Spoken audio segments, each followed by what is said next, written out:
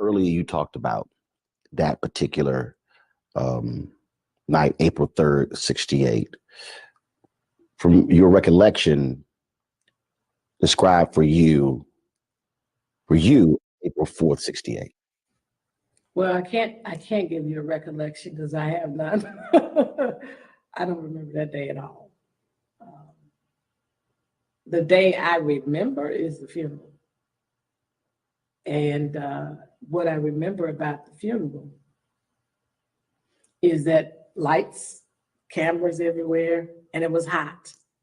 And I was on my mother's lap. I was a little restless. Um, and during the middle of the service, they end up playing the piece where my father talks about his own eulogy at the end of the Drum Major Instinct sermon that he had delivered February 4th, 1968 at Ebenezer. Now, here is the thing. A few days before, when my mother was preparing me, and this is the part that I'm told, when she was preparing me to see my father laid out in the casket, she told me, when you see your father, first of all, your father is going on to live with God. He's, a spirit.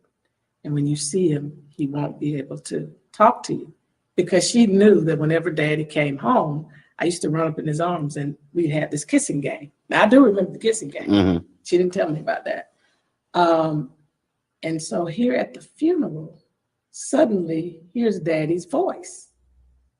And she didn't realize that she had told me, he won't be able to talk to you anymore. But I'm hearing his voice, even though he's not talking directly to me. I'm hearing my dad.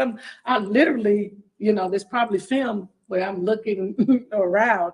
And she said I was looking like he was coming up out of the casket. That was very confusing for me that day. And then I do remember, I don't remember going out of the church. Yes, I do. I remember the casket going by. We get out of the church, and then I fall asleep along the route that we walk from Ebenezer to Morehouse. I wake up at Morehouse, and your kids are just strange, the things we notice. So I'm looking up at the stage, and it just looked like something was not angled right. It was like something was crooked, and that's all I remember. I don't remember speeches. I just remember my dad's voice at the actual funeral. I don't think anybody can comprehend what your life was like and that of your sister and your brothers and your mother in the years afterwards. Because this huge figure, who for you is Daddy, but for the rest of the world is this icon. Talk about that, having to go forward and he's not there. Yeah. Well, it was tough for all of us in different ways. For me, it was the incessant drive of looking for another daddy. It's like, can they be my daddy? So we had these photographers that were around a lot. And when I think about it now, it's like paparazzi. Mm-hmm. Growing up, we had a lot of photographers around, but we had some after. And I can't remember if it was Flip Schulte or someone else. But at one point I said, can he be my dad? Because they were around so much. And it's interesting because kids don't really register color the same way that we do as adults. So that was one thing, I was looking for Daddy. Uncle Andy became, like a surrogate father to all of us. He was actually the only one who stayed around, really, out of everybody. Consistently came by to see us and everything. And then there was another gentleman, Bob Green. I don't know if you know Dr. Robert Green, who was an educator, worked in the movement in the latter stages. But they came around a lot. The other thing for me is that initially I was fearful that something would happen to my mom. So in the initial stage, it's like, please don't go. Because when she would leave to go to the house out of town, especially, I didn't know she would come back. So we had that kind of trauma And for my journey was probably totally different from everybody else's because they had, including Dexter, they had an opportunity to spend time with Daddy on the road doing some of the work. Dexter got to go with him to tour some areas of Mississippi. Martin and Yolanda, Martin went with him there as well, but Martin and Yolanda got to go on a couple of marches or so. I didn't do anything. So I'm the child that is clueless as to whatever has taken place. So I'm trying to sort all of this out, and my mom is trying to hold it all together. Mm-hmm. And I don't know this personally, but what she shared, you know, even in her recent book that was published, My Life, My Love, My Legacy, she talked about trying to pull it together coming out of that room because of that void, that emptiness. And Martin was in the bed right there next to her. And she had to do what she needed to do in that room before she emerged because she had to go into mommy role. She had to go into carrying the legacy role, building the King Center and all the work that she was doing. And I never saw my mother really cry. She was just this strong figure. But she helped to try to translate all of this for us and help us understand that our father made an important sacrifice for all humankind. And I think that's what helped us ultimately, because I went through my cycle of hating, anger, and still struggle a little bit with the anger. But I think because of the things she taught us along the way and that she modeled, it kept us. Because I mean, what we went through, and then my uncle the next year, being found in his pool mysteriously, and he didn't drown, no water in his lungs. He was there when Daddy was assassinated, so we're thinking something's connected. According to, you know, the accounts of Alveda and the brothers, that Vita heard him say, you know, I know you know something about my brother's. No, she heard her father say, I think she said, I know you know something. Or that somebody said, I'm coming after you. Or, oh, he said, I'm coming after you or something. I can't remember. I don't want to get it wrong. But the point is that he was mysteriously found in his pool. Then my grandmother gets shot. Right. So we're dealing with, for me, in a matter of 6 years as a child, I'm trying to sort through all of this. So by 11 years old, Dad is assassinated. Uncle's killed. Grandmother's killed. In 6 years. In 6 years as a child. So I couldn't figure all of this out. And I didn't talk a lot as a kid. So you can imagine I'm holding all of this in. And my mother did in the early stages brought a psychologist in, a psychiatrist actually, just to check on us to see if we were okay. And they felt that we were okay. The problem is they didn't come consistently. And so we're carrying this stuff, processing this stuff. PTSD. Yeah. And we're being taught about love, about forgiveness. We're being taught by our grandfather, be thankful for what you have left when you gathered the family together. So, you know, I've had a lot of processing to do in my adulthood because we just kept moving. Mama kept us focused on the work, you know, the importance of serving and giving. You know, I tell people to this day, you know, not only with anger, but I'm still trying as we approach his 50th anniversary of his assassination. I've had a lot of emotional moments. It's almost like I'm not reliving. It's like, to a certain extent, I'm going through it fresh because I didn't get a chance as a child to really go through it in a way that I could process different stuff. And so for me, one of the biggest things that I've been dealing with throughout various seasons of my life is having to share my parents with the world. I mean, that's just been tough. And going back through the cycle of, wow, I didn't even get a chance to spend that mommy-daughter time. My mother, because it was not just my dad's loss. I lost, because my mom was she worked within the movement, had a critical role, you know, advising him, doing freedom concerts to raise money for the SCLC, was a part of the peace movement herself before he even spoke out against Vietnam War. But she was there for my first 5 years. And then suddenly, my extracurricular activities seldom came. And so I'm having to process all of this now. And here's the assassination coming up because it brings all that back up. That daddy was assassinated. Mommy had to shift. Everything associated with that. Having to do this publicly all the time, you know. And it's tough. It is tough. For you, April 4th cannot be an easy date every year.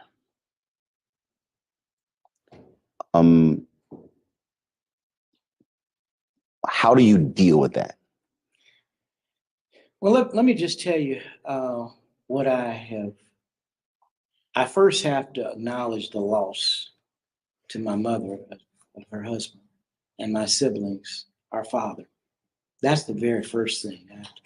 That was a loss that cannot be replaced. But then I look further and I have to glean and understand that the nation garnered a message and an understanding of a movement. And that is, I mean, for example, if Dad had not been killed, well, probably we wouldn't be dealing with the things we're dealing with. First of all, we'd be at a different place. But had he been killed in a different way, it was the trauma, the traumatic way that he was killed that I think makes his message, his movement, even more lasting. I think it would have been lasting regardless, because Dad was just connected. I mean, I wish that I had that level of connection that he had, not just to God, but to the universe and to human service. I mean, you say something like, if a man hadn't found something worth dying for, he isn't fit to live. And you do it. Now I may be willing to die for my child, my wife, and my child, but I'm not ready to go. I mean, most of us are not. But you have to be very poignant and strong. Figure out, you got to be willing to die for what you believe in. That's when people are very serious. Hosea used to say. Hosea Williams. I should say. Hosea Williams would say. I know, but for the folks who don't know, go ahead. I appreciate you sharing that. He was looking at a picture, Dad, and Hosea Williams was a complex man. He was a chemist, as you may know. But he was an agitator. He had alcohol problems. He had all kinds of things, all kind of flaws like we all do as human beings. And he used to attack my mom. And so I was going over there to deal with him. Say, now look, you say you love Dr. King, and I'm sure you did, but you're always attacking my mom. Dr. King's vision wasn't about no bricks and mortar. It was about feeding folk. Well, all of that is included. So what you're saying is not quite right. But I never got around to saying this because he looked up at this picture of Dad above his, and he said, I love your dad. I never met a man like him. He said he did two significant things. He conquered the love of wealth and the fear of death. I said, my God, say that again. He conquered the love of wealth and the fear of death. Now understand, when you don't really care about money, you know things are gonna be all right, and you're not afraid to die, you're unstoppable. And that's the kind of spirit that all of us need if we want to address these critical issues today.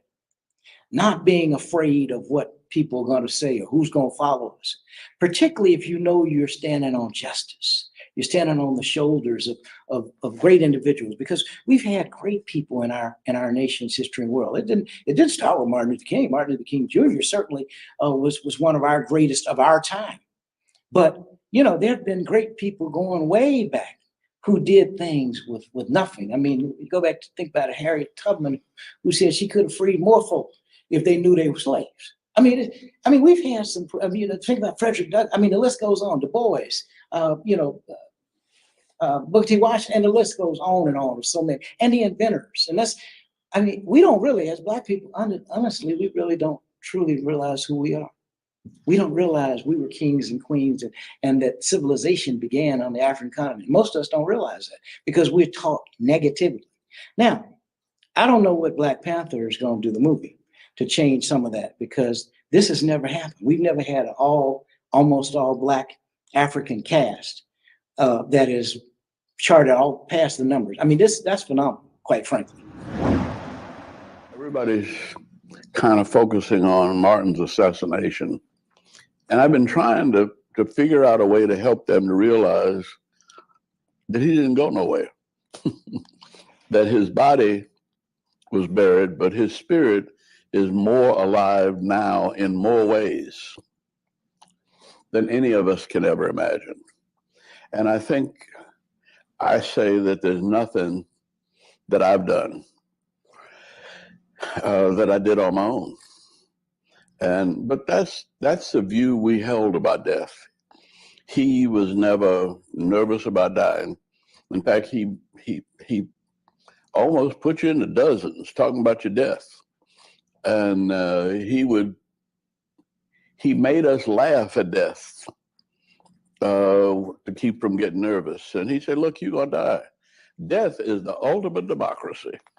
And you got nothing to say about when you die, how you die, where you die. The only decision you have is what is it you give your life for? And you can do that any day and every day because you know not the day nor the hour. And then he'd switch gears and say, but if your time comes, I know how sorry and trifling you are, but I think on my good day, I could even preach you into heaven. And he would start preaching your sermon, your eulogy, bringing up every trifling, ignorant, sinful thing that he could think of and asking the Lord to forgive you and let me in. And he made us laugh at death. And I came back to the motel and they'd been eating catfish and, telling lies, and everybody was feeling, this was the happiest I had seen him in years because his brother was there, all of his friends were there practically. And, preachers know how to have fun when they get together. And preachers have fun like preachers have fun. Can't nobody else imitate that or understand it because they're signifying with each other in Bible verses and all that kind of stuff. And, they have their own language. And so I stumbled into one of those sessions and, he said, where have you been? I said, I've been called. You haven't called me all day long. Don't you know I'm the head of this movement? You got to report to me. You think you got, I said, hold on, wait a minute. You talking back to me? I said, look, are you, y'all, what have y'all been doing in here? See? And then he picked up the pillow and he threw the pillow. Well, I threw it back. See? And that was like the beginning of a free-for-all. And everybody grabbed pillows and they all beat me up. See? Well, it was fun. But then somebody Billy Kyles knocks on the door and said, my wife is cooking dinner for y'all. And she's waiting and she's got it all set up on the table. And so he said, well, let me go put on my shirt and tie. And he went upstairs and put on his coat, shirt and tie. And he'd just come out and I said, look, it's still cool. You better get your top coat. And it was almost as though he was saying, I don't need a coat. And he sort of raised his head like he was testing the weather.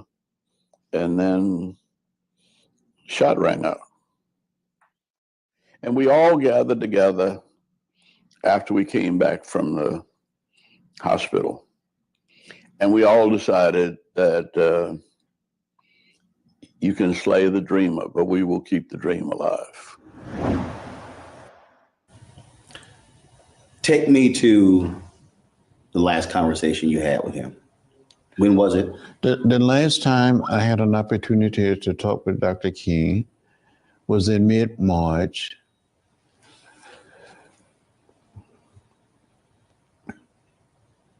Just before he went to Memphis.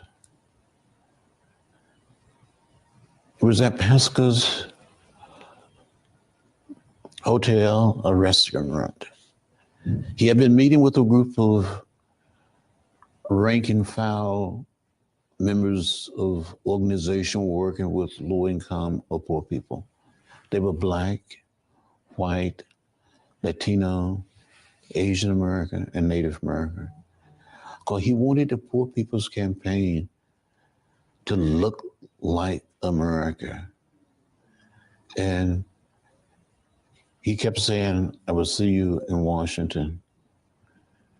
And he never made it to Washington. The night that he was assassinated, that evening, I was in Indianapolis, Indiana, campaigning with Robert Kennedy, working toward his nomination, the Democratic nomination for president.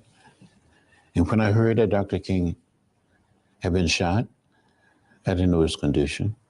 When Robert Kennedy came to speak, he said, we have some sad news tonight that Martin Luther King Jr.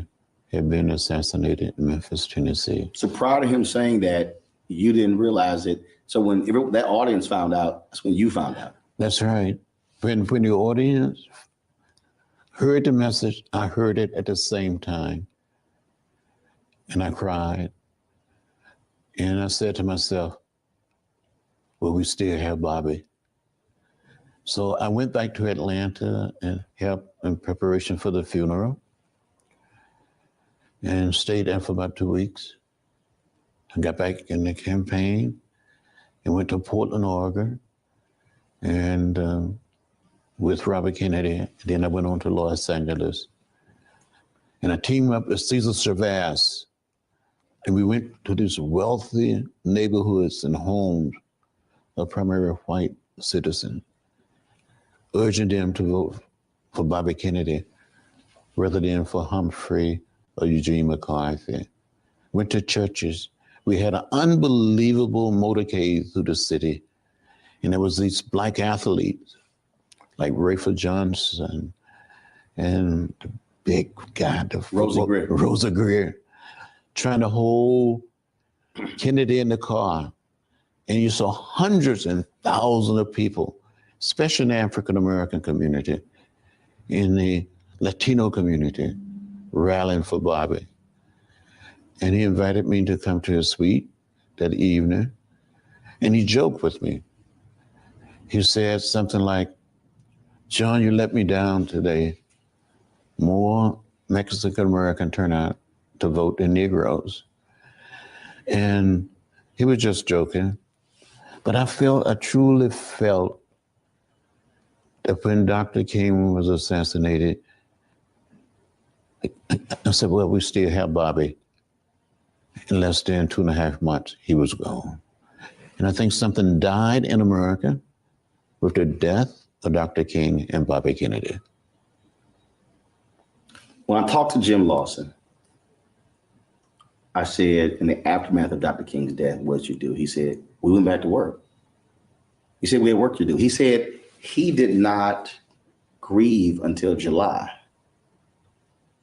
He said that's when he just broke down. Were you in the same place where there was still work to do?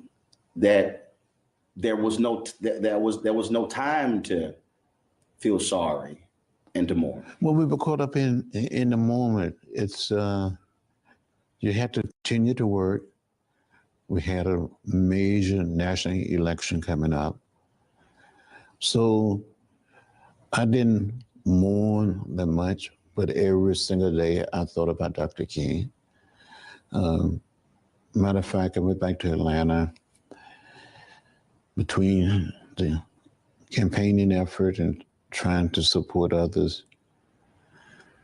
And my doctor said, you need to rest, and made it possible for me to go to the hospital and just rest for about 2 weeks. And then I got back on the road, supporting local candidates, trying to get people registered, turn people out to vote. Became a delegate to the Democratic Convention. I was a Julian Bond. We were supporter. Mm-hmm. We were challenging the Lester Maddox delegation of Georgia. And I had a half a vote in the convention.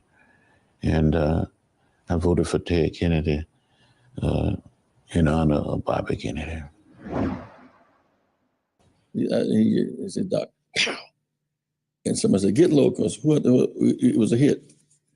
And we didn't know what the hit was going to be spraying bullets. So I was on the ground, and the Rav was in the room. I think Bernard must have been downstairs. Rav, Billy Cowles was about so far, turning to go down the steps. And there's a picture of Andy, Billy Cowles, and some of them just and they later pointing that way. And that pointing is that the bullet didn't come from that way, because he's on the ground. It came from that way. So the police had their guns drawn. Go the way the bullet came from. The bullet came from that way. That's that picture.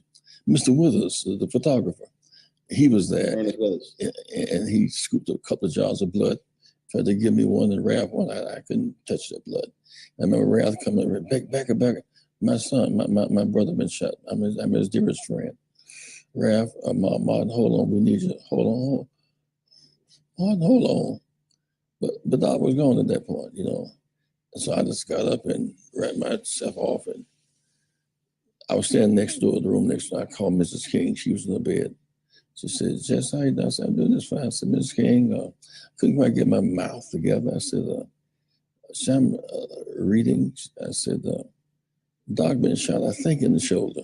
I knew better. I couldn't say what I had just seen. I want to check up in that way. I said, but you should try to go and see him if you can. She said, I'll be there momentarily. She got up out the bed. Apparently, for 7, 8 minutes, someone called, the press, and said he was dead. Man, bedlam broke out. I mean, the fires around the country. But what excited me the most was, I think it was Reverend Joe Lyra that said, we can't let one bullet kill a movement. We went through all the trauma of his death. I remember being in the room with Harry Belafonte and Sidney Poitier and Robert Kennedy, talking about what Dr. King meant to us. And doggone, we were in Washington, and Robert Kennedy got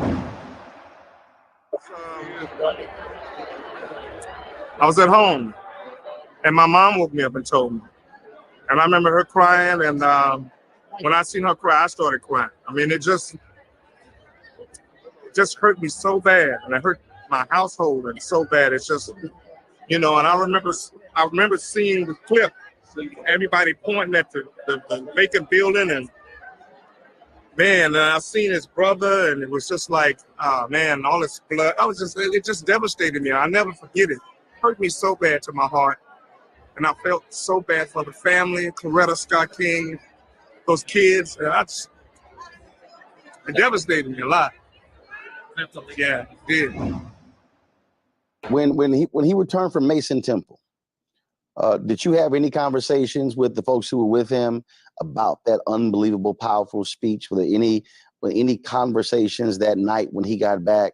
Because when we reflect on it now, you're missing something. You know what you're missing? What's that? When he returned, did you have any conversations about what he was missing? He wasn't missing anything, because I never left him. Andy never left him. Ralph never left him. We were always a team. We were always a team. We were. That's not an exaggeration. But we would. I don't know what it was, but we wouldn't have left him. I'm gonna cry. The last conversation you had with him? All right. Last conversation. You write it in your book. Yeah. That it was the next day. I was walking down the street with somebody's balcony with a big plate of fried chicken. And you wrote in your book that it was April 4th. I don't remember days like I'm gonna walk you through. It was April 4th, and you had a meeting in Atlanta, and you had a meeting with Dolores Harmon, and you said, I got to get back to Atlanta. And Dr. King said, no, we need to talk about plans to training in Memphis. And you said, I got to get to Atlanta. And he kept telling you, you can get a later plane. And you said, I got to get back to Atlanta. And you said the last words to you were, get a later plane. And you left Memphis that afternoon. I do remember that I had left, but I also remember that I had a big plate of fried chicken from somebody's house. That in those days people would cook for each other. Mm-hmm. And this woman was glad to cook a plate of chicken, and she knew Dr. King was going to eat some of it. So he really loved eating that fried stuff.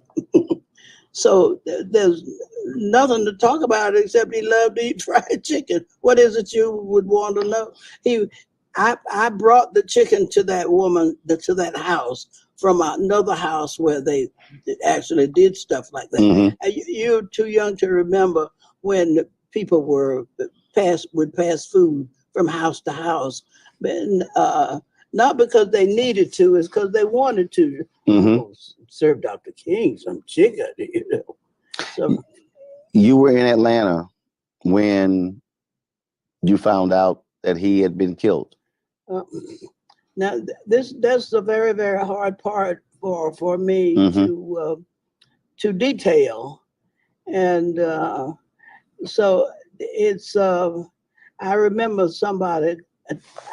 that I had a plate of food that Martin, because he had not had any dinner. Now that was a previous day, on April 4th. You were in Atlanta. Okay, well you're reading, so I gotta go read my. It's all good. It's all good. So April 4th, you're in Atlanta, and Rita Samuels tells you that the King shot, somebody killed him. I need to read that again because my recollection is I went to get this plate of chicken, and I don't want to debate about it. Right. That was April 3rd. Yeah. So this is the next day. Yeah. And I don't remember. I'm gonna go get my copy down. It's all good. No, there's your copy right here. Yeah. And so Andrew Young called you, and y'all talked. Yeah. And you said, I wish I could have been there with him in that last moment, talk with him one more time, showing total support for what we were about. And he said, that's all right. And he was calm and he was consoling you. And I reflected on what Martin had said to me that morning, get on a later plane. And you said, Andy and I both had an abiding love for Martin. We love him still. We both still cry sometimes as we remember.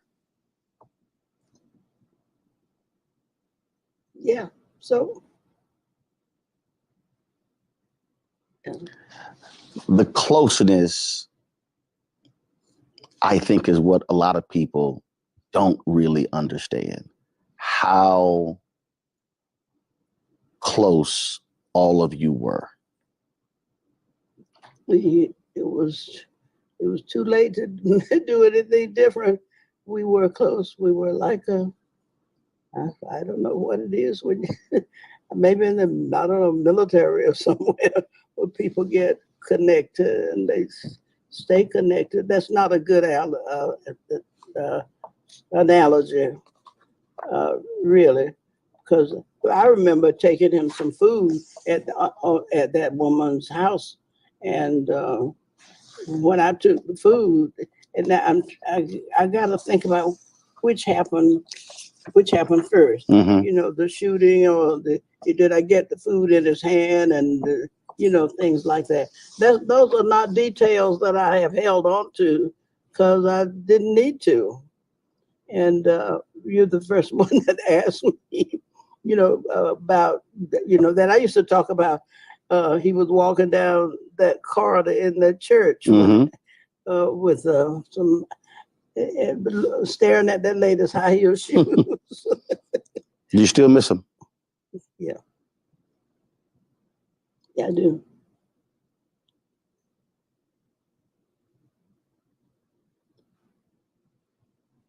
Probably always will.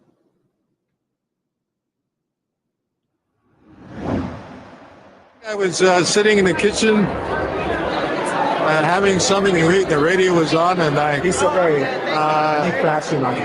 like a lot of people, I guess I was in shock and weep. And I played Martin Luther King on the stage on Broadway, and so I got a chance to meet the family, spend time with a lot of the family. So it was a very special, well, it was obviously a devastating moment for all of us. Martin King always talked about the fact that he would be shot down in the streets of the nation in the midst of this campaign. He started talking to us about that actually with the assassination of John F. Kennedy in November 63. Were it not for a promise you made to your wife, you probably would have been on that balcony. Well, who knows? Yeah. But y'all were meeting, y'all have all of these different. Well, as a family, we try to eat dinner together each night. So. And you told me, you said, yeah, I'll be home by 6. That's right. We agreed 6 o'clock dinner, and so I was on my way home. I was in the kitchen with Dorothy when we heard the news over a television set that Dr. King had been shot at 6:01. Now I just left him, not too long before that. I was stunned when you said we immediately went back to work, that you did not really grieve until July. You said it was the work. That's right. Yes, that's right. Well, in the midst, like these terrible times in which we live, doing creative work on behalf of truth and justice, on behalf of people, on behalf of the wonder of life, on behalf of dissolving sexism and racism, doing work is one of the best ways for us to grieve. So I recognize that as a pastor, as a religious person. So yes, 9 o'clock Friday morning, we marched. And I worked through the night to be sure that we were going to be. I think I remember being shocked and stunned. Of course, the passing and the death of someone in the public space was not something that a 9-year-old considers, but I remember being affected by it, of it having an effect, of feeling a sadness, of feeling a loss, even at that age, that it was something, it was something huge and looming and dark and sad. I think that was the beginning of, what loss looks like. You dropped him off at the airport. And he gets out. As you think back, have you, I'm sure you have you just went back and just played every part of that? What he had on, what he said, last look, all of those things. Because that was the last time you saw him live. Yeah. But let me tell you what happened. The day before, I was at their home. Mrs. King was convalescing from recent illness. And she was there. Mother-in-law, well, Martin's mother was there, Martin and I. After dinner, we were playing the piano. He's a great singer, and I played the piano. He said, I bet you didn't know I could sing. I said, well, I heard you could. No, I didn't know you could. He said, well, I know you can play. So sat on the piano. You majored in music in college? Yeah. So we had such fun. We were singing and just having a great time.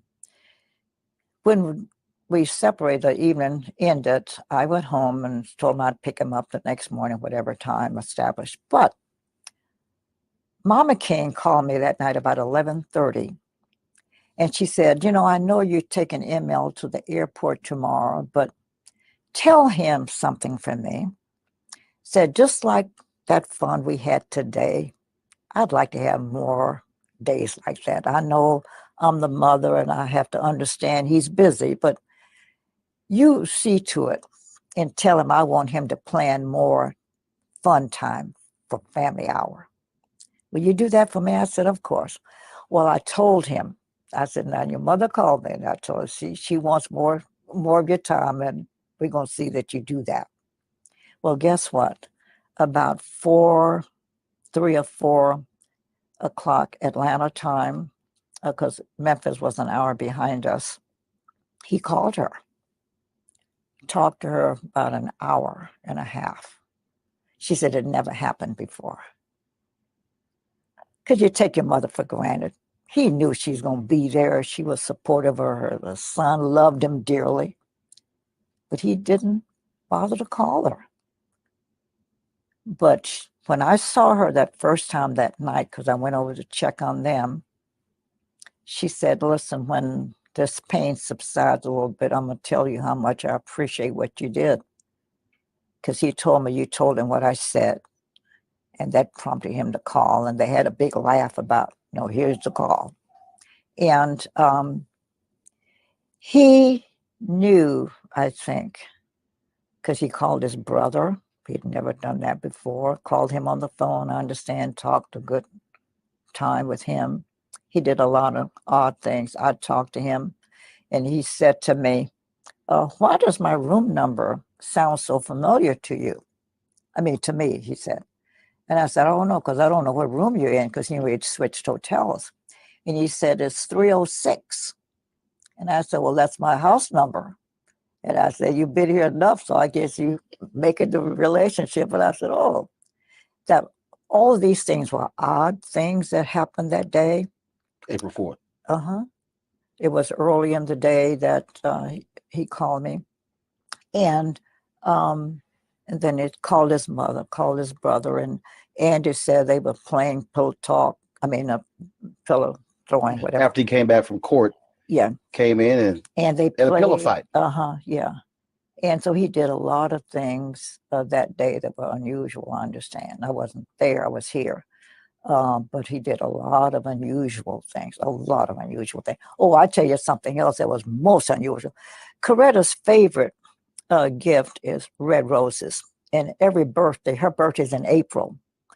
April 27th is her birthday. Now he left on, was March, I guess, when he left Atlanta. Mm-hmm. He bought her some artificial flowers and left them in the library of the house. And he told her to go get the flowers. And no, he told the housekeeper to tell him when he leaves, go get those flowers out of the library. She was angry. He said, did you get those roses? So she said, yes, but I'm mad about it. I said, why? He said, because they're artificial. And guess what he said to her? I didn't know whether I would be here on your birthday or not, but I wanted your roses to be here. Now, he died. That was April 4th. Well, that was April 3rd when he talked to her. Her birthday is April 27th. He said, I don't know whether I would be there in person for your birthday, but here are your red roses. She kept those roses a long time. 6:01 p.m., April 4th. Shots ring out. How do you find out? I was having dinner with the Grand Dragon of the Ku Klux Klan. And the maitre d' knew my relationship with the Kings, and she came over to the table and gave me a note. Well, we were talking. I was busy talking, and she said, did you hear about Dr. King? I just folded up the note and kept talking. She thought that was odd. She came back a second time. She said, I hate to interrupt your meal. She said, but I just heard on the radio he'd been shot. Well, that didn't bother me either because I'd been in his presence before when it was reported. We were in Los Angeles once. They reported he had been shot. And we were in there getting ready for a nice, comfortable evening and a meal. Well, not just he and I, but, several of us were. Again, we had a big laugh about it. That they said, I think the guy had 8 sticks of dynamite and said, I think I got him. We saw it on TV. So I didn't think anything about it. I just talked to him earlier that day, and, so he was all right then. And I said, well, maybe I better go to the phone. I went to the telephone, and their private lines were busy. And that's unusual, all the lines to be busy. And I said to my guest, I think I better go over there. So I then drove over. And as I was getting to her driveway, she was backing out. The mayor was there and the police. They were taking her to the airport. And she said, oh, I've been trying. She left the window down. It was raining. She said, I've been trying to reach you. I've got to go to Memphis.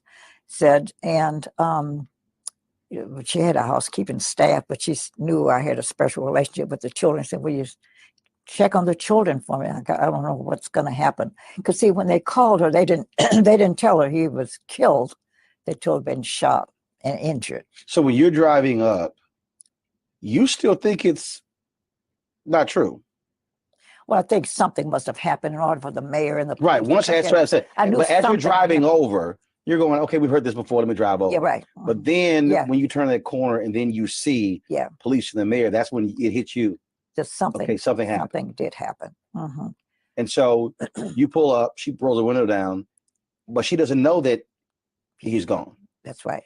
She didn't know. And it wasn't until she got to the airport that she got the call and I think the mayor got the call that he is gone.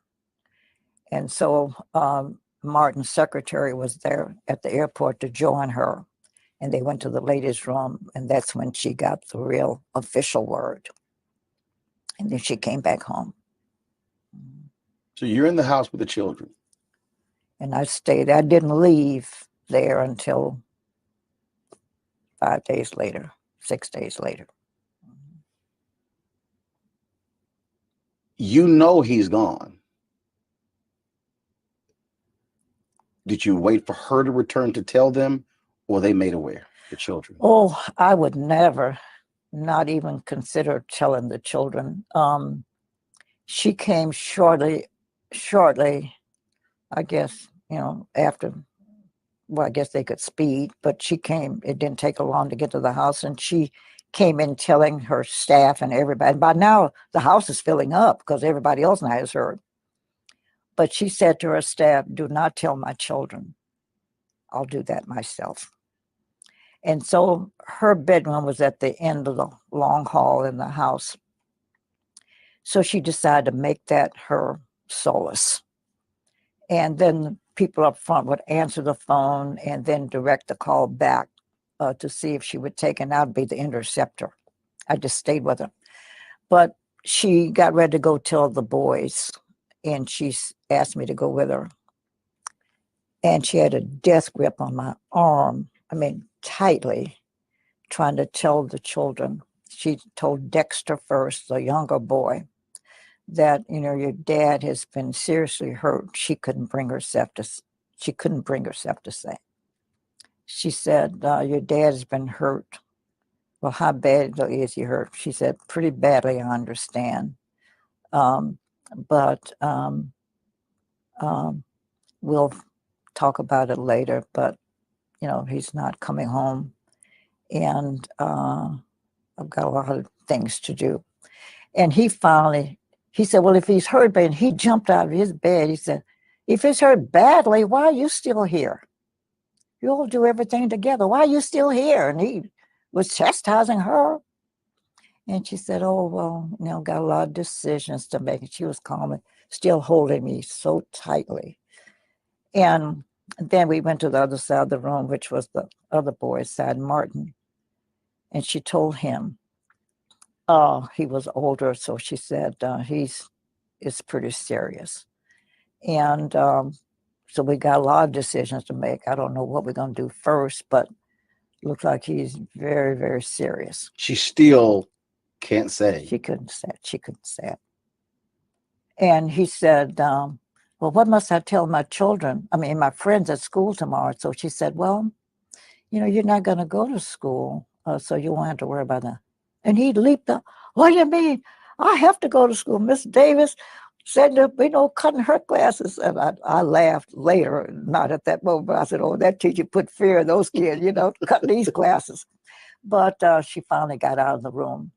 And then she had a sigh of relief, that she finally had told them. Now, Bernice was too little. She was only like 4, I think, and didn't understand. But Yolanda came in, and she sat on her mother's bed right beside her, and they embraced, crying, like, we're big girls. We're not going to cry. Daddy wouldn't want us to cry, so we're not going to cry, Mommy. We're going to pull this thing together. The 2 of us can do this. And they are wailing. the most poignant moment. That was a difficult moment for me, and I guess I was crying too because they were just embracing tightly, saying, "We're not going to cry. We're not going to cry." But what? So they finally said, "Okay, we're gonna work this thing out." As the calls were coming in, they would assume Mrs. King would want to talk to the president. And so you know his voice. So I would take the call and said, "Okay, Mrs. King, this is President Johnson." But what was interesting, everybody had the same message. It's the same one maybe you and I make, like someone dies, and said, "If I can do anything, let me know." And meeting it, anything you need me to do, let me know. If there's anything I can do. Mm-hmm. Everybody had the same message except one call. Kennedy, Robert Kennedy. His call was the one that was different. He said, "Mrs. King, it's obvious." Now, when he called, it was, now see, in Atlanta, it was about 5 or 6-ish, and people started calling. And so up until now, it's almost 10. Mr. Kennedy said, "It's obvious, Mrs. King, that you need more telephone lines because I've been trying to get you ever since the news broke." But and I'll make up a name because I don't remember the name, but Mr. John Jones is en route to Atlanta now to install 9 telephone lines for you. He'll be there at 12:30 tonight. He's en route now. I also heard on the TV that you'd perhaps want to go pick your husband up in Memphis. So we've dispatched a plane. It's already there in Atlanta. The pilot's name is Sam Smith. Tailgate number 12345, telephone number 822. So whenever you want to go, all you have to do is make this call. He will take you, and he's in readiness whenever you want to go to Memphis. Also, who's your point person? And she told I was going to be her lead spokesperson. And he said, "Zernona, call every hotel in the city of Atlanta, talk to the management, and put a clamp on all the rooms in in the city, that people will be coming to this funeral who are heads of states, and we got to be sure we have the right allocation of space. And my team will be there tomorrow morning, and we're going to set up an office at 123 Maple Street. And we will help govern things." He just laid everything out. And we followed his rules. Because he had been through it. Mm-hmm. He said, "We know how, we've got experience in this. We know what we're doing." And he was right. And I was there when Jacqueline Kennedy came, which was the expected moment. Two things happened. You got time for me to tell all this? Before I tell you about Mrs. Kennedy, I'm going to tell you about Nixon. He wasn't president at that point. He was the Republican candidate. Yeah, the candidate Mhm. Republican. He called our newspaper publisher and said, "I know Dr. King's feelings on me, but do you think you could help arrange for me to come visit Mrs. King? My wife and I want to come make a call on her." And he said, "No, I can't do it, but I've got a very good friend who's at her house," and he was talking about me, "and she will tell me whether you can or not. So let me get in touch with her, and then I'll call you back." So he called me, and I said, "I don't know, I have to run it by her." Well, when I told her that, in the house, there were people who said, "Oh, no, Dr. King would want to see him." And so they talked to her, saying, "No, why don't you say no?" Well, I had her last ear. So I said, "Mrs. King, this is not a time for politics. Why don't you let him come? But let's lay some ground rules. Mm-hmm. No entourages, no press, no nothing. Just come. If he's making a personal call, then he personally can call on her." So she bought my advice and agreed. Called Mr. McGill and told him and said we wanted him to come unannounced. And sure enough, he came. But guess what happened? He came up, and we knew what time. They told us all the way. He's at the airport now. He's on his way. So we knew when to expect him. And when he came here, I went to the door, the front of the house. He came in a beige, I don't know cars, but like also a Chevrolet, something like that. It wasn't a fan. I don't want to offend anybody, but it was a small car. And I ushered him in. Well, he was by himself, but he said, Mrs. Nixon was coming, but he said that they got a call that one of the girls got sick and she had to rush to New York. He said, so he sat by her bed, that's where she received her gift. She said, on her bed, we had a chair, and he sat there face to face and told him he knew how Dr. King felt. He said, but this is not political call. My wife and I were coming, and he went on to tell why she knew. He said, I have brought with me a check, a personal check, that we are feeling the grief, and because we are Americans, we have to take some responsibility for this. So as our personal expression of sympathy, we want to educate all 4 of your children. And this check that we have here will cover their expenses wherever they go.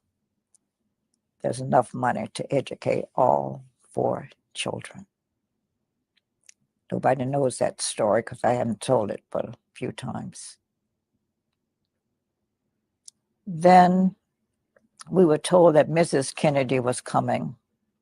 And then the day she was due, she said she couldn't make it.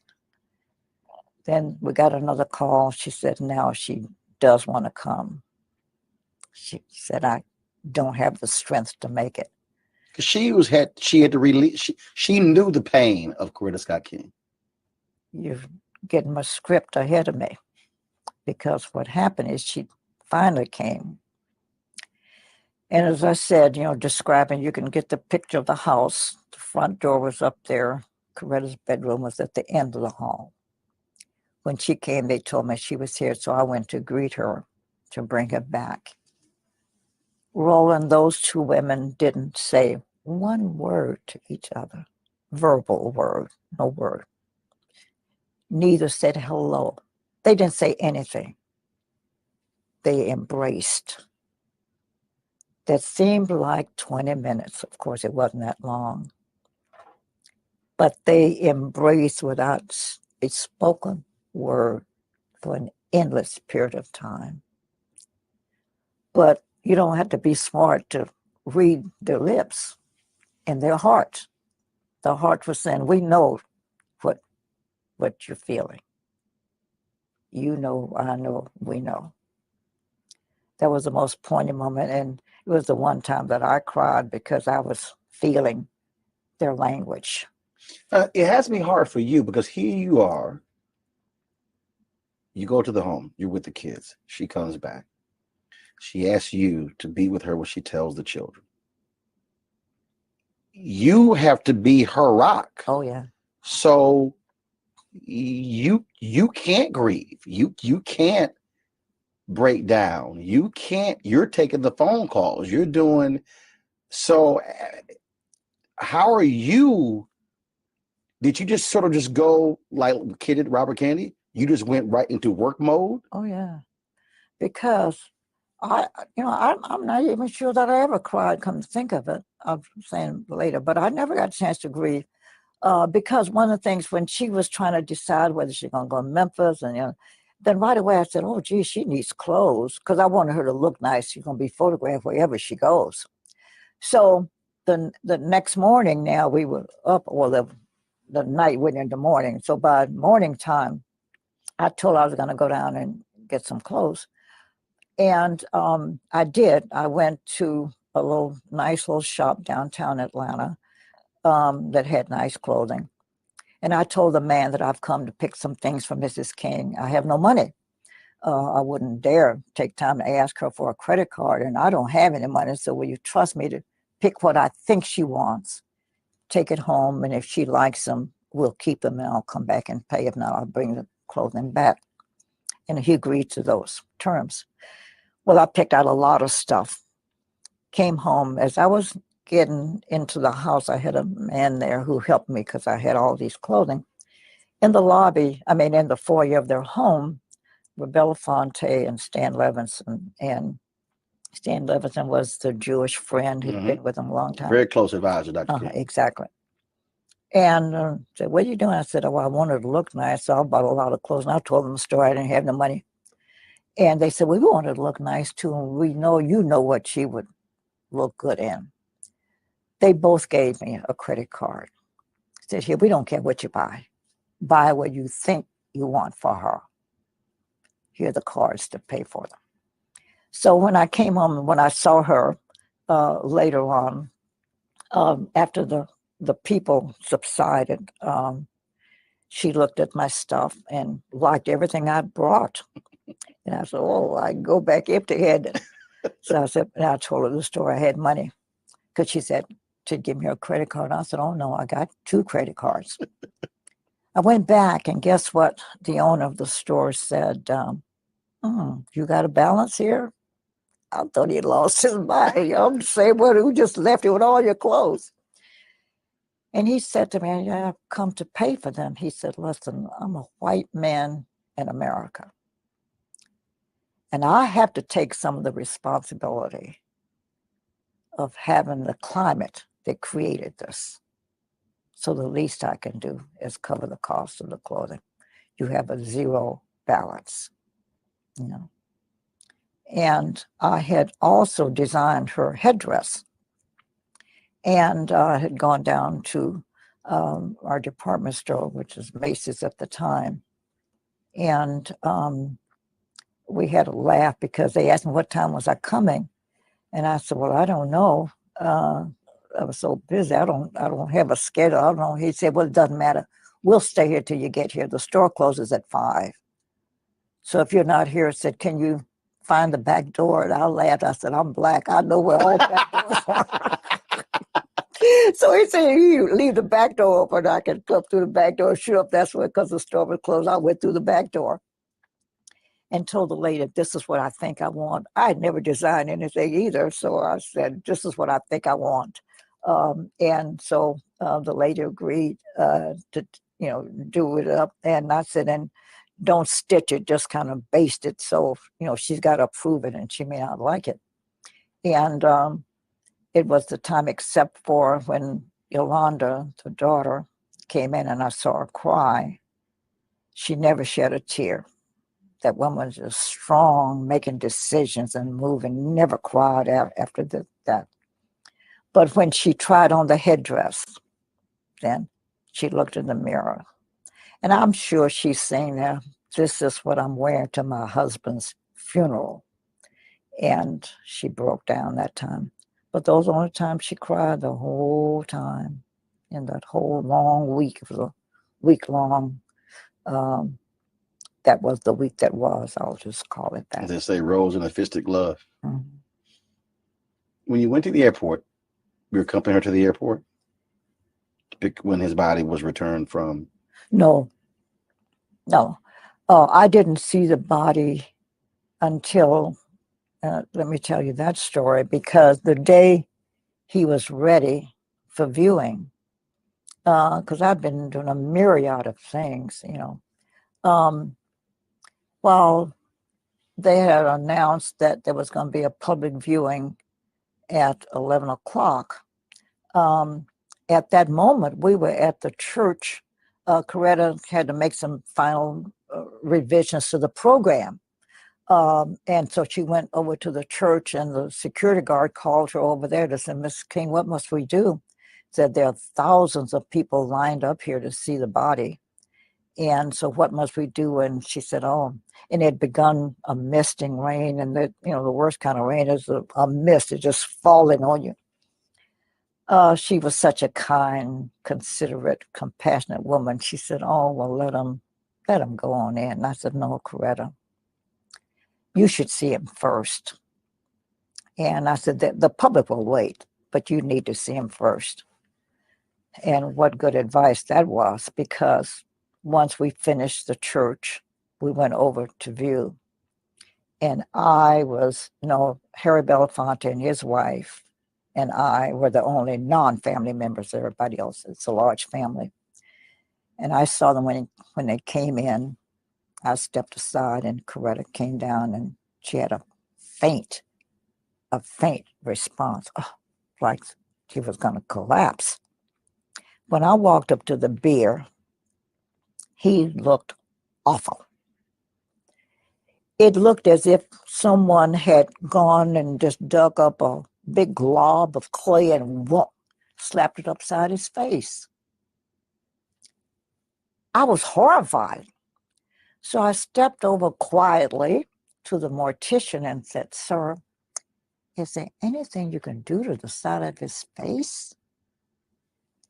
He crashly said, "Miss, his jaw was blown up. That's the best I could do." I was shocked. Loudly in the Loudly. presence Coretta, of the only they family? could hear. Oh, I was so angry with him. And I finally said, "Forget him."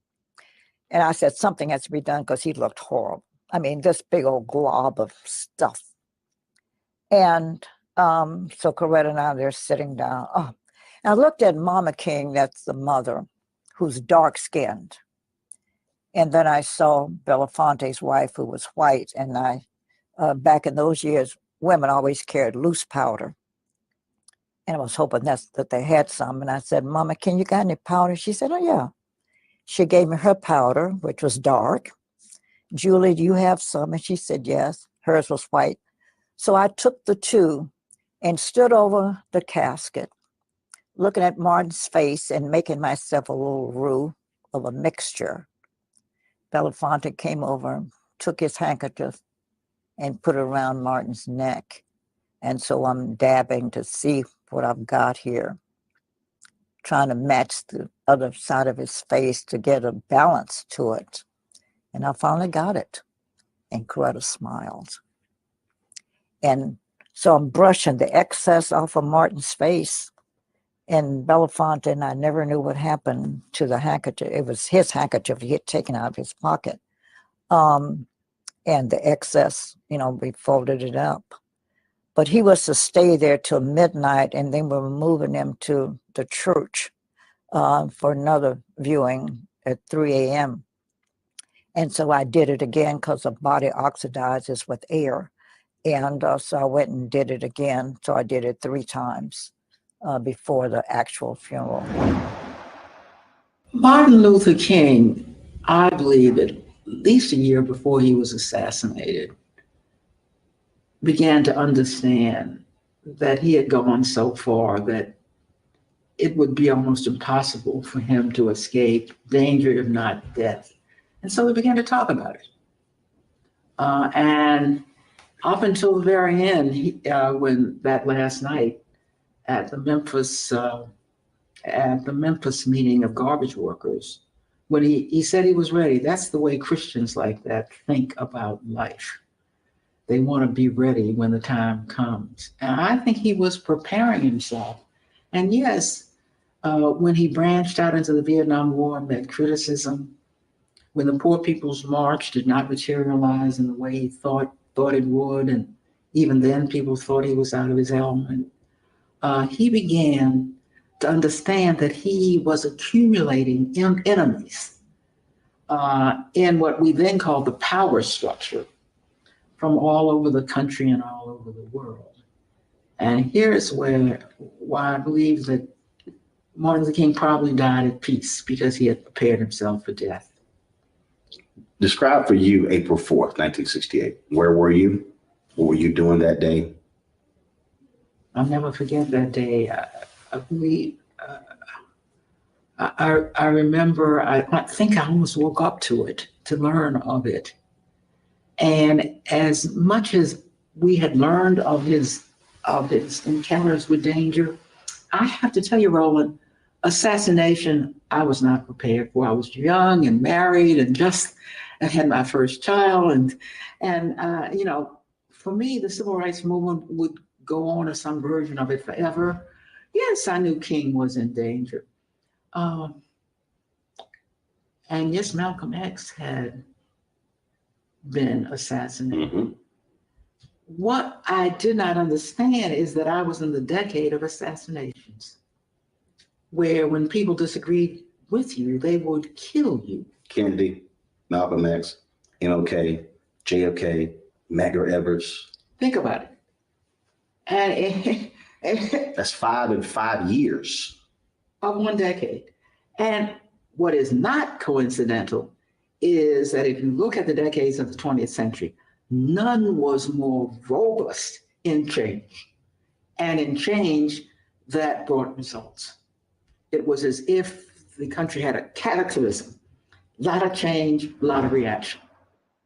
Period, Roland. See, that started for me, that strangeness and that unbelievableness that that was happening to a lot of our political figures in those days started to me with the assassination of John Kennedy. Mm-hmm. You know, I never will forget that day in my life, or any of those days, because I was actually on my way to a business meeting when they came on the radio and interrupted and said they at that time they were just saying they thought he was dead, but he had been shot in Dallas. And I'm thinking, my God, this is the 20th century. And this is the United States of America. And you mean to tell me our president can be assassinated? I mean, back in the days of Lincoln, but okay, fine. It was, but not in the 20th century with all the protection and all the pre-planning for his routes and all the stuff like that, he could be assassinated. That was unbelievable to me.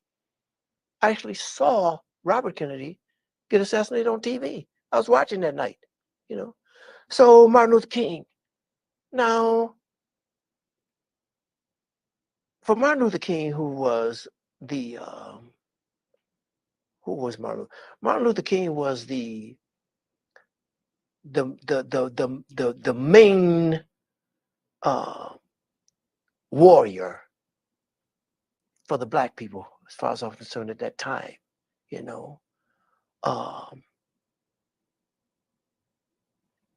I wasn't as surprised that they killed him as I was when they killed Malcolm X. You know what I mean? I wasn't as surprised because Martin was into a lot of stuff that a lot of people, bigots, hated. Mm-hmm. He was a marked man. I didn't expect it. I was hoping that it would never come to that, you know what I mean? But it did not surprise me because of who he was and what he was doing, Horrible day. Horrible, just, oh man, here we go again. Where were you? I don't even know where I was. I was in oblivion. That's where I was after that. I don't know where I was, but it was just, here we go again. When is this going? What's safe? Who's safe? You know what I mean? What were you doing that day? What was the day like? Oh yeah, every day was a day of mobilization. We would meet with the men to the degree if there was any progress. We'd report on what that was. If there were any unusual things happening, fill them in on that. If there are any questions they had or decisions they need to make, to try and get that done. But everybody was mobilizing for the march. But you also had a court hearing that day, if I'm correct. Yeah, that was a series of injunctions. But SCLC took responsibility for dealing with the injunctions. Andrew Young and James Orange and some of the other folks and their lawyers took responsibility for the court because the court had enjoined the march. Mm-hmm. It had not enjoined the mobilization and community action work that we were doing. So that day goes along. Go throughout the day, get to the evening. Where are you? I'm at the headquarters building of what was called then the minimum salary building of the AME Church, which is a building next door to where our mobilizing headquarters were, which was Cleveland Temple. In the evening, I lose track of the time, but the word came over the radio that Dr. King had been shot on the balcony at the Lorraine Motel. And among all the unbelievable things that you just refused to accept, this was one of them. So you hear this on the radio. So a co-staffer and myself, we were like 5 minutes from the Lorraine Motel. We jump in the car and we come around here. And by the time we get here, police were already here, keeping people out as opposed to keeping people in. And this whole evening was just one that we had difficulty believing. Dr. King, as prominent a leader as he was, to be shot on the balcony made no sense to us at all. It was not like he was a stranger in town. He should have, and perhaps did have, as much security as you could have. But the evening ended with not only with the shooting, but with him being taken to the hospital. Our responsibility then was to make sure that nobody else was injured. I mean, the city obviously was just outraged, and our job was to make sure that the people got home all right, didn't confront the police or anybody else with any activities that would cause there to be more harm. And then to reconvene a meeting of all the partners in this thing to talk about where do we go from here. You get word that he's died. Where are you and how do you react? Well, personally, it was an incredible level of sadness. It was not like you had a leader who preached violence. You had probably one of the most committed men to nonviolence, yet to be killed through a violent act. We were a little, we had to think through what this all meant. How and what do we do with the men the next day? How do we handle the notification across the country as to what was taking place in Memphis? And at least whatever advice we were going to give to other folks, how they should react. And clearly, the country was beginning to go up in smoke. The anger that was across their major urban areas was just incredible. I interviewed Reverend Jim Lawson, and he said the next day he went to work. He said, we literally did not have time to stop. And he said it wasn't until either July or August that the grief hit him. He said, but literally, he was completely in work mode. Well, I think that's typical of everybody, and certainly Jim, who was such a major part of this. We had 1,300 men, 1,300 families. Who knows how many children that were a part of all this. We had a community by now that was totally mobilized in support of them. There needed to be direction given. There needed to be a conversation with the leaders. There needed to be addressing the young people, many of whom had become reluctant supporters of the strike, but they were supporters. We had to at least make sure that no one gave reason for added violence against any community members. And to try as best as we could to prepare for what ultimately became a major march on behalf of Dr. King himself. And we were getting deluged with calls from all over the country of people who really want to know, is it real, is it true, is it, et cetera. I distinctly remember a call from Bayard Rustin, who was on a radio show in Westchester County someplace, where people were equally upset. And I think Bayard mentioned on the radio, if you want to do something to help people in Memphis, send $1. And the outpouring of concern and support, in a day or so, we felt down here where there was duffel bags, army duffel bags filled with dollar bills that people were so impacted by this. But as Jim said, we didn't have time to stop. We almost went from his death mode to mobilizing for this major march that we got committed to. I believe we had 40 or 45,000 people show up for that march. We had to deal with what was going to take place in Atlanta. And to their credit, the men, while they regretted and was suddenly upset by Dr. King's assassination, they remained committed to their goal. And they organized themselves. They made their own decisions about how they would respond on a city basis. I can remember we were real concerned about whether or not we wanted to take the marches back downtown.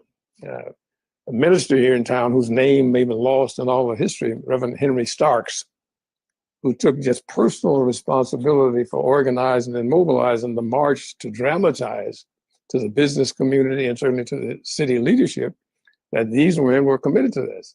And we would, I think we wanted to take a day off, but the men asked us, aren't we going back downtown? Aren't we going to march today? And for those of us who were staff, you know, we had to really not only pick ourselves up, but to try and understand that, you know, this was a tragedy that happened in the course of a major movement, and understand that Dr. King was certainly aware of the risk, but he is also committed to the. Well, it's kind of hard to describe because I was a single dad at the time and my boys. To me, it was just such a loss of, I don't want to say hope because that's not quite it, but the possibilities that could happen. I just done the Martin Luther King story with Paul Winfield and Cicely Tyson a few years before, and it was just devastating. I was in Detroit and trying to sit my kids down and say this doesn't change the possibilities. It's just very hard. It's just very devastating. And it was the whole town. I remember was just, I don't know, it was like the wind that was just taken out of everything. What should folks, you're going to commemorate it, but what should folks do April 5th this year? Because folks, we have these events and people remember things on those lines, but what should be the call to action? Well, I think the real call for action, as far as I'm concerned, is stepping toward the things that we want. As I know we keep fighting for the things that we're opposed to, and we have to be aware, and I don't take any of that away. But I think now it's about being an example and reaching out to each other, which is why this tonight is so important, to be a part of the community, to be embraced by our own communities. So I really hope that we will remember to include each other, because we have ways sometimes of getting a little exclusive. And I don't think that's what King was about or his legacy was about, but we really need to include each other. We get really caught up in a lot of diversity. That's a wonderful thing. But for us, I think we need to embrace our brothers. I had finished shaving and was standing on the balcony, and there was some staff down on the ground, and Ralph was putting aftershave, Aramis aftershave on, when he heard what he said sounded like a firecracker. And then he looked down and saw the soles of Martin's shoes, and he ran outside. And the staff was up crying and all carrying on. And he said, "Stop acting like sissies. Call the ambulance. Call the ambulance. You don't have time to cry. Call the ambulance." And he called the ambulance. And when they got there, the ambulance came. And they got in, Ralph got in, and took Martin on to the hospital. And Ralph said to Martin, he grabbed his head, he said, "Ralph, Martin, this is Ralph, this is Ralph, this is Ralph." And he grabbed him up and held him. And he said, Martin whispered to him, "Please, Ralph, take my people forward." And Ralph said, "Oh, Martin, oh, Martin, oh, Martin." And he never said another word. He was gone. Oh, wow. When they said that Martin had been shot, Coretta called me and said, Juanita, we always kept a bag packed because we never knew when we were going to have to move instantaneously. So she said, Martin has been shot and we need to go to Memphis. I said, okay, I'll meet you at the airport. And as we turned into the airport, they announced Martin Luther King just died. And my little children were in the back and they just started screaming and hollering, oh, Uncle Martin is dead. Uncle Martin is dead. Uncle Martin is dead. Oh, what about Yoki? What about Yoki? Because my daughter and Yoki were like, you know, they were in diapers together. So they were each other's first friends. So we got there and the chief of police and everybody was around Coretta. And because I told you we were getting ready to go to Memphis. And I said to her, I said, well, Coretta, I'll meet you back at your house. So I left there and went on to her house. And I stayed there that night. And I said, well, Coretta is, you know, what are we going to do? I said, I'm just so glad Ralph was not there. I said, because they would have gotten two at the same time. I don't remember grieving at all. This was what you always expected, all right? But you knew also that that wasn't going to end the struggle. And it's the struggle that you were concerned about. And you were the struggle that Martin was concerned about. It was, that's what it was all about, right? Is that it wasn't about, well, Martin is dead, and so let's go home. And that's nonsense. You would work harder because you didn't have a Martin King. We knew that everything was going to change. Describe for you April 4th, 1968. What were you doing that day? Where were you? April 4th, 1968, I was in my office on Wall Street and I was leaving early because I was preparing to go down to Memphis, Tennessee. I had already talked to Martin earlier and to Bernard Lee and Andy about the logistics, about I want to be sure that you're going to have somebody meet me at the airport so you can take me directly to the place he was speaking. Okay. So I'm rushing to go to the airport. And the phone rings. And I said, I don't answer the phone. Then something said, I don't know. I said, answer the phone. So I picked up the phone. It's Harry Belafonte. I said, Harry, I can't talk to you. I'm rushing to the airport. I'm going down to see Martin now. He said, you got your television? I said, no. I said, he says, Martin's been shot. I said, what? So I turned on the television. And there, that's all it is. Martin Luther King Jr.'s been shot, you know. I get on the phone. I can't reach anybody. All the lines are busy. I can't reach Billy Kyles. I can't reach anybody. Can't reach Bernard. I can't reach anybody. Can't anybody meet me. And I'm trying to decide what to do. And the phone rings again. You know, I wasn't even paying to the television. The television's in another room and I'm trying to get through on the phone. Harry Belafonte, he says, Martin's dead. And he says to me, well, what are you going to do? And I said, well, what do you think I should do? He said, I don't think you should. Harry says, I don't think you should go. I said, we should get some more information. I don't think you should go. So I hang up the phone. And the very first thing that came into my mind was, they finally got him. They finally got him. Sometime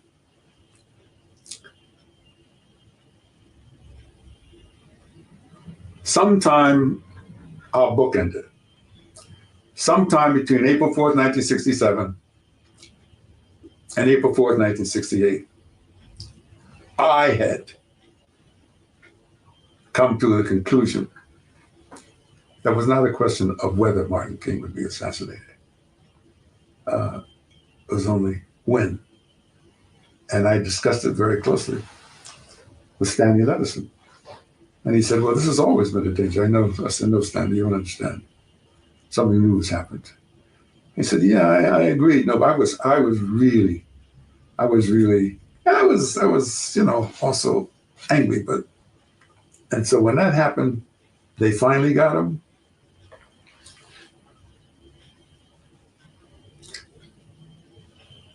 Within that same thought, Roland, your family, I can tell you.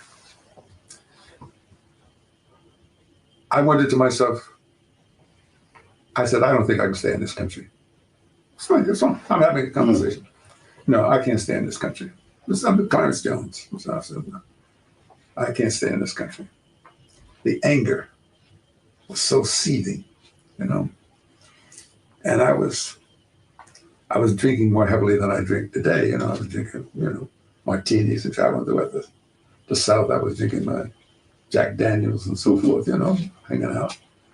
Orville Billingsley, you couldn't have a conversation with Orville Billingsley, you drank. So I was just, the anger was just beyond. I had made a personal judgment. I said, Clarence, you have to leave this country. That's what I'm talking to myself. I said this to Harry. I said, Harry, I can't stay here. So why? I said, because I don't think I have the discipline. I said, I was afraid. I had such crazy things like, I was 37 years old. He was 39, okay? And I'm thinking to myself, I hear about all these bad guys in the Blackstone Rangers and how they can do this. I said, but I was trained in the Special Forces unit. I said, all these talk about, I said, I really know how to kill. This is the way this really said. I really know how to kill a person 10 different ways. That's the way I was trained to do that. And I thought to myself, I ought to figure out how to get in touch with some of the guys that were in the Army with me.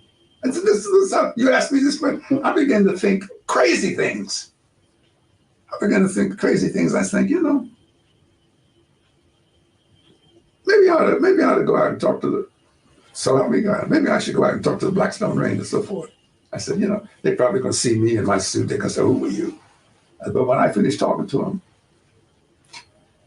I said, no, all you guys are walking around bad with your little guns and so forth. You don't know how to do a damn thing. I said, what you need to do, this is the way I was thinking. I said, I need to think whether or not, I was influenced by Che Guevara in my writings. I was, all these things. Che Guevara can do it, and Castro can do it, and if Ahmed Ben Bella, I was sort of going through I was going through all the liberation people. It's sort of crazy. Like, who am I? This middle class educated lawyer, but I had some training. I was training, and so I said, that's what we need to do. I said, everybody else is out there selling wolf tickets because they don't know how to do it. I said, they don't really know how to kill, but I know how to kill. And that's so help me God. And I said, I'm gonna see if I could be. And then when I began to think of myself, I said, I can't believe I'm thinking this way. Okay. And I shared a little bit of that with Harry Belafonte and another fellow, a good friend of mine. And I told Al Sampson and Benny Johnson in Chicago, So Bennett said, calm down. He said, if you want to sit with the Blackstone Rangers and so forth. So I had to, I went, after the funeral, so forth, I had to get out. I think I went to France and Italy for a little while. But the anger was so intense. It was so intense. They finally got him. Now, by the way, February 15th, I'm sitting with James Comey in his office, former FBI director. I'm sitting with him for about an hour. I got some nice pictures with him. And finally, after we talked about the FBI and so forth, and I said, the last 10 or 15 minutes we're together, it's like, there's a big long table between us. He's sitting over here and I'm sitting here. And I said, Mr. Director, he says, call me James. I said, well, Mr. Director, I said, there's one thing I want to talk to you before I go. I said, it's about the assassination of Martin Luther King Jr. I said, I know the Warren Commission, some kind of commission, you have these files, and I think maybe some of the files are not even going to be opened up until a later date. And I said, you don't have to say anything. I said, I just want to tell you something. I said, now, some of the King children went into the prison and they actually talked to James O. Ray. And one of them, Dexter, said, they said, no, I don't believe he killed my father.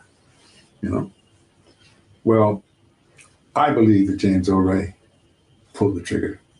I think the evidence is abundant that James O. Ray pulled the trigger of the rifle to kill Martin Luther King Jr.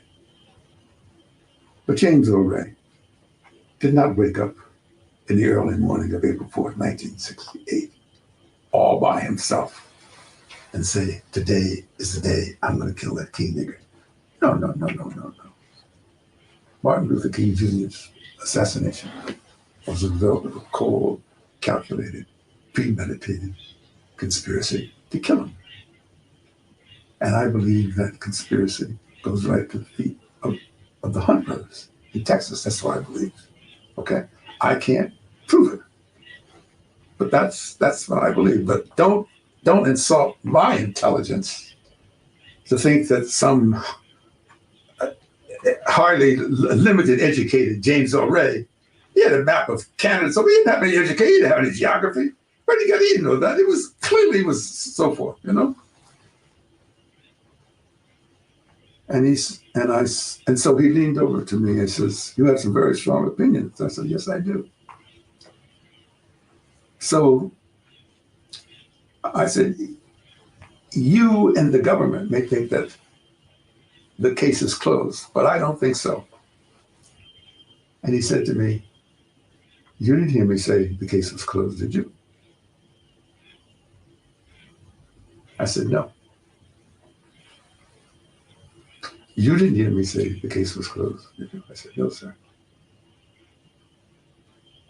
Deep, right? And by the way, I mean, you don't know, I'm going to tell you. He has a huge, Comey had a huge desk in his office. Mm-hmm. Had a glass top on it. Under the corner of the glass top is a photostatic copy of the memo from Robert F. Kennedy, from J. Edgar Hoover to Robert F. Kennedy, asking the authority to wiretap Martin Luther King Jr., in which the Attorney General had to countersign it, and it shows, okay, do it. Okay, do it. He says, the reason I'm showing you, Mr. Jones, is every time there's a meeting of agents in my office, particularly a new agent, before they leave, I make them look at this, and I says, the FBI can never become that agency again. Describe April 4th, 1968. What were you doing? Where were you? Well, I had left the country. I left in 67. Like a lot of people, I was not going to be drafted. I sent my draft card in and just said I wasn't going to go. And decided that, the other choices were 5 years in jail or leave. And I thought, well, I'd always wanted to see the world, and saved up, my wife and I saved up whatever money we had. And we left in early fall of 67 and came back. Where'd you go? I just ran around Europe, went to North Africa for a little bit, and just any place that, actually we started in Northern Europe, it got cold, started moving toward the southern part. Spain was kind of like California, so we spent a lot of time. We were thinking about staying there for a while. But she got sick, and we had to come back. And that was in late March of 1968. And got to my parents' house, and turned out that she was diabetic, didn't know it, and was just losing lots of weight. I think she's under 100 pounds, and put her in the hospital. And Your parents' house where? In Los Alamos, New Mexico. Okay. And so while she's in the hospital, turn on the TV, learn about Martin Luther King being assassinated. He was assassinated right there in Los Angeles. So for me, it was just a way of saying, look, this country is in real trouble. I mean, I recognized at that point I got to live here, deal with the draft issue, get a draft lawyer and all that sort of stuff. But I knew I didn't have to read Martin Luther King's Chaos or Community, because what I came back to was chaos. And I think that the 50 years since then have been kind of putting a lid on it and assuming that the problem's going to go away if we just don't look at it. And I think that his book is that reminder that, look around the world right now. Democracy and diversity is a difficult, Vincent Harding, who I admire a great deal, and you know, obviously, he said we should have advanced courses for everybody in democracy and diversity. Because if you are investing your destiny to a group of people, and they're not like you, different religion, different, other things, you're going to have to learn how to work with that group of people. And I don't think we as Americans understand that takes work. April 4th, 68. Where are you? What's that? April 4th, 1968. Memphis tragedy strikes. Where are you? How do you find out? How do you feel? You're talking about Dr. King's death? Yeah. I was here in Tuskegee at that time. And of course, I was very sorry and very, very upset over his death. But it was one of those things that we always knew, and he always knew, even as early as the bus boycott, and this was several years before, that there was a possibility of losing our lives in the movement. So we have to be prepared to do it. But even so, he still believed in nonviolence and social change. Were you prepared? Yes, indeed so. And there were some people in the movement who didn't believe in that. And my brother happened to have been one, but I did believe in that. But you have to be able to stay focused and move ahead and do it in the right direction. But when I heard about Dr. King, and if you remember, when he published his first book, he was stabbed at a department store in New York. Yep. So he realized that he